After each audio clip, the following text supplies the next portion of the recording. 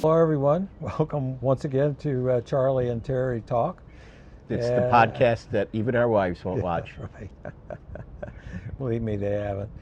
Maybe we caught them to watch one, but they threw up their arms. Anyway. I had to buy your dinner. Yeah. Okay.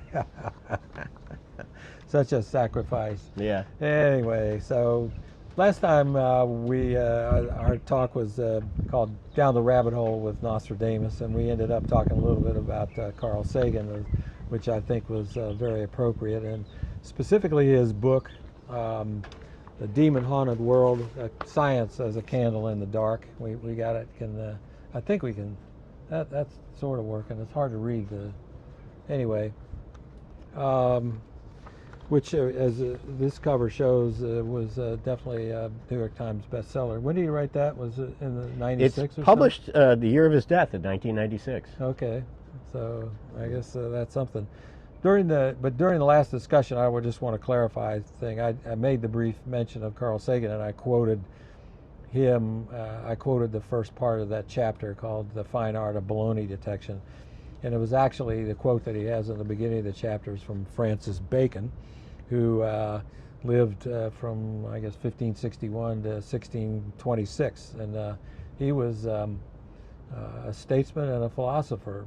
And he didn't invent bacon. Well, I'm glad to hear that. And so I'm going to read the quote again, because just to kind of set us off today, because I think that's really still germane. For what a man had rather were true, he more readily believes. Therefore, he rejects difficult things for impatience of research, sober things because they narrow hope, the deeper things of nature from superstition, the light of experience from arrogance and pride, things not commonly believed out of deference to the opinion of the vulgar. So I don't think he was the first one to, Bacon, that is, to have the sentiment. And so we're going to launch a little bit more into the book, particularly in Carl Sagan, and I think Terry's got some notes there on a little bit of background of Carl Sagan. Well, Carl Sagan was born in 1934 in Brooklyn, New York. He died in 1996. He was a brilliant student and a brilliant scientist. His interest in science began when his parents took him to the New York World's Fair in 1939. And even as a small boy, I think he was like 6 or 5, he was interested in a lot of the scientific exhibits, especially the Future of America exhibit, which had all these future inventions that were coming up or thought of around the United States. And so his parents noticed this interest in science, bought him a chemistry set. He didn't blow up the house. He didn't blow up the house, but giving a chemistry set to a 5-year-old has a lot of liabilities to it. But he was interested in science. He also read a lot of science fiction as a young man, as a young boy. At 16, he graduated high school. He then went to University of Chicago because other top schools wouldn't accept a 16-year-old at that time. So he went to University of Chicago. He got his bachelor's in science in 1954. He got a bachelor's in physics in 1955. In 1956, he got a master's in physics. And in 1960, he got his doctorate in both astronomy and astrophysics. Wow, so he was moving right along at top speed. He went to teach at Cornell. He was recruited at Cornell, and he was an advisor to NASA even when he was a student at University of Chicago, which is amazing. Yeah. So he, as you know, he did Cosmos. He did a lot of broadcast debates and things. He was very good at communicating and trying to really, I guess, get people aware of the benefits of science and scientific thinking. And for him, as he says in the book, science is really a way of thinking. And I think we need to heed that, and particularly today, it seems like there's, like, to me, kind of an anti-science mentality in a lot of places, and we have anti-vaxxers, and we have people that are challenging the idea that climate change is a real thing, and who knows, many other things. People running around believing in crystals and astrology still. So I think that Carl Sagan is an antidote to some of the wayward mentality that seems to be taking hold today. So we do believe that paying a little attention to what he had to say is really, really important. So let's talk about the book. Yeah, I read the book first during the pandemic, which was like 4 years ago, and I took a bunch of notes back then, which luckily I still have because it's hard to remember a lot of details. But I think it's important to kind of try and hit the highlights, and I really recommend everybody read the book because, in 10 or 12 or 15 minutes, there's no way we can really cover everything and do justice to the clarity and brilliance of his presentation and his writing. And the thing that is so good about this book, especially chapter 12, is that he sets out in very practical terms, in very plain language, how to recognize, baloney. Yeah. And how to detect it. So we can talk about that. Yeah, I think that there were I think he had nine things to do to avoid, to protect yourself from baloney, and he had about a list of 20 things to watch out for to protect yourself from fraudulent, what shall we say, fraudulent, from baloney, right? Just fraudulent ideas. Patent medicine salesman. Yeah. Traveling salesman. And he said something in there that I thought was kind of hit home, and he said, baloney's always been with us, and we can go back to, the demons of yore, and particularly back in the days of the Assyrians and Babylonians, and even the Greeks and the Romans. They all had their favorite demons. But he said that today, where have I got it? The consequences are more dangerous in our time, and he says that whose interest does ignorance serve, right?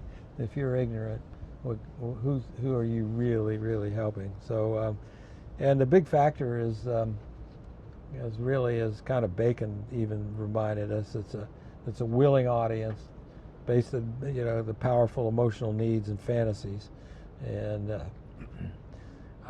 so we need this. Where do you want to go with it? Where are we going to go with this?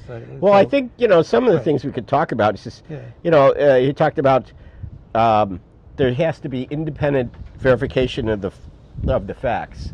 So the experiments or through experiment, it has to be able to be repeated. Yeah. So if you have an experiment and you find something, it has to be able to be easily replicated. Right. Not only that, if you can't prove something false, if you can't falsify the statement or prove it false, you probably don't have a good. You don't have anything that you can really go with. I mean, because there's no way you'll ever prove it right or wrong. It's just a matter of then you're declaring it. So I think that's an important thing. As I kind of pointed out about George Smathers, right? I had a certain idea in my head, and then until I started looking at it, I didn't correct it. But the problem is you can't go too far down the rabbit hole. Well, I didn't say I actually believe the prophecies. I just thought they were interesting. Okay. But the point is, if you believe stuff too much without any kind of test, you bamboozle. Well, I think Carl Sagan quotes Moses Maimonides, who was a famous Jewish philosopher in the 12th century, and Maimonides actually said it's dangerous. People who spread these lies and made up things just manipulate people. It's a way to manipulate the masses and to mislead them. So that can be done anytime.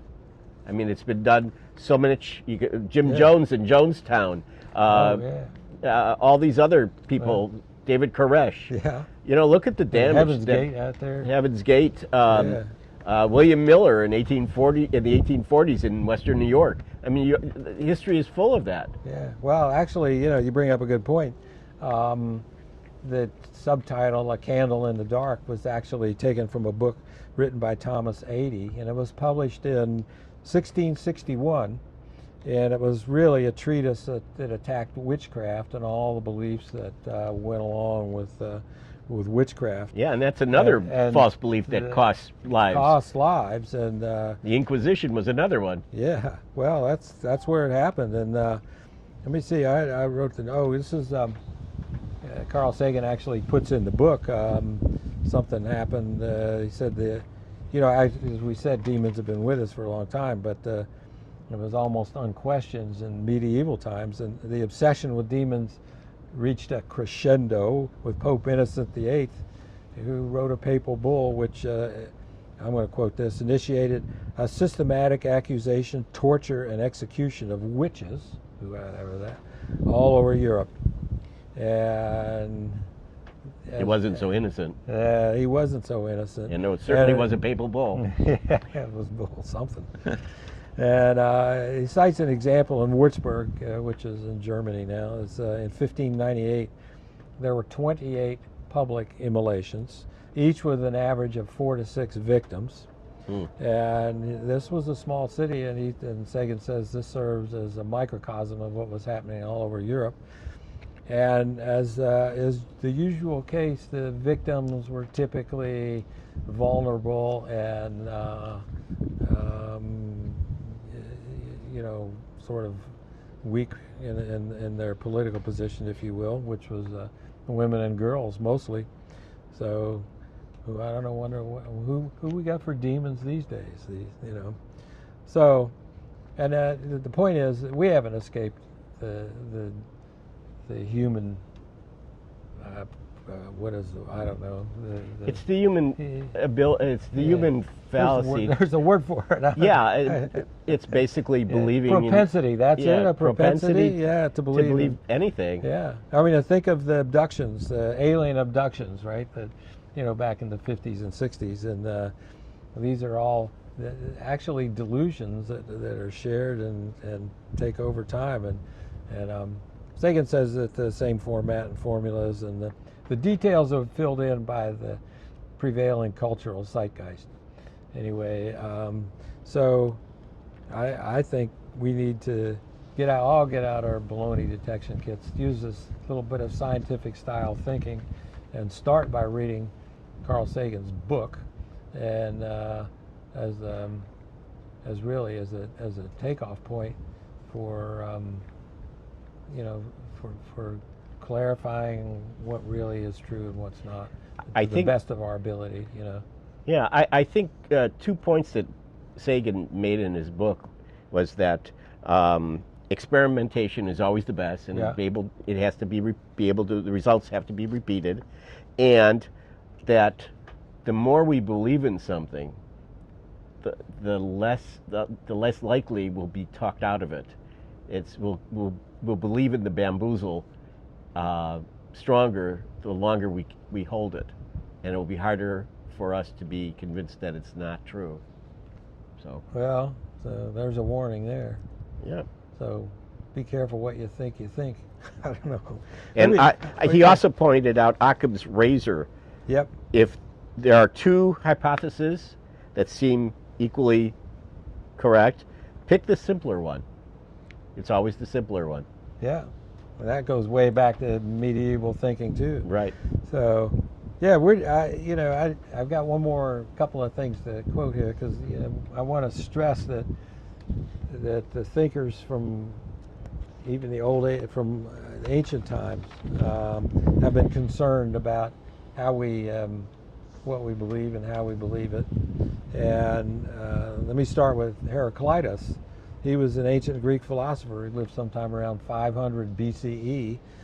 And he said, many people learn nothing from what they see and experience, nor do they understand what they hear explained, but imagine they do. Now, let me go to the book of Proverbs, which I think mostly counsels us to seek wisdom, knowledge, and understanding, and to guard against folly. And there's one example is Proverbs 14, chapter 14, verse 15. The simple believeth every word, but the prudent man looketh well to his going. And then we have my favorite from Mark Twain, not more contemporary, and I think he said it pretty good. He said, it's not what you don't know that's the problem. It's what you know that ain't so that gets you in trouble. So with that, I think, you know, we can have we owe a lot of debt to Carl Sagan, and I think he deserves to be the first recipient of our George Smathers Leidy Award. Yes, the All Leidy. right. So we have it. Without further ado, yes. I was going to bring my kazoo, but I forgot it. Yeah, well, anyhow, here we go. We haven't had time to really engrave it, but Nor the money. Yeah. We have a very small budget. That's how non-existent. Anyway, the other thing is that, of course, Carl Sagan's not in any position to refuse it. So this is, and I think Sagan stands out as a real beacon, you know, a real candle, and more than a candle, a real beacon in the dark. And he's a fitting standard for us to try and match and make these awards in the future, right? So here's the first recipient. We'll have to, maybe we can just kind of draw on here or something, and we can just put their names. You know, sort of like the Stanley Cup. Something like that. Yeah. It's the sort of the but less Smathers the Smathers Lighthouse. The right? Smathers Lighthouse. Okay. Well, the Leidy. Yeah, it's the Leidy. Okay. All right. They have the Oscar. You have the Tony. This is the Leidy. All right. We're in good company, no less, right? Yeah, absolutely. So with that, I think we probably ought to wrap this up. Maybe next. This was one of our topics. I would say is on the crucial side of the spectrum, and maybe next time we'll go with more trivial. More trivial, yes. Okay, just to keep Definitely. a balance of things. Okay. So thanks again, folks. We'll call it a quits here, and we'll see you on the next one.